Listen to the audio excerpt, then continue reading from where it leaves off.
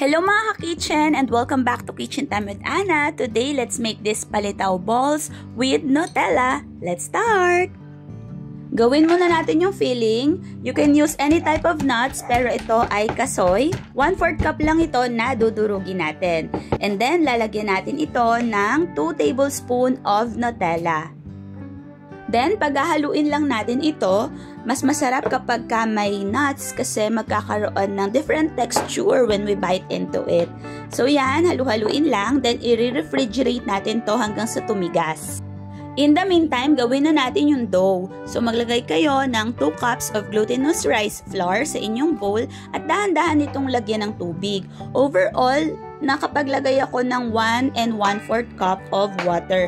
Pero depende sa inyo mga ka-kitchen, you can add or lessen. Depende sa moisture content ng inyong nabiling harina. So kapag naging isang malaking lump na siya ng dough, pwede na natin itong i-assemble. Kunin nyo na ulit yung Nutella sa ref. Then gawa kayo ng well or medyo laliman nyo yung gitna. Then mag-scoop kayo doon ng 1 teaspoon ng Nutella. Tapos pag dikit-dikitin lang yung mga corners nito, ikut-ikutin hanggang sa maging parang bola na siya. Ang pagluto nito, pagkagaya lang din sa palitaw. Isa lang siya sa kumukulong tubig at hintaying lumutang. Ang ginagawa ko, iniiwan ko pa siya for 5 minutes na lumulutang para sure na lutong-luto na. Now, for the syrup, maglagay lang ng cinnamon stick, ginger, orange peel, star anise, cloves, and some sugar, 1/4 cup sa 500 ml of water.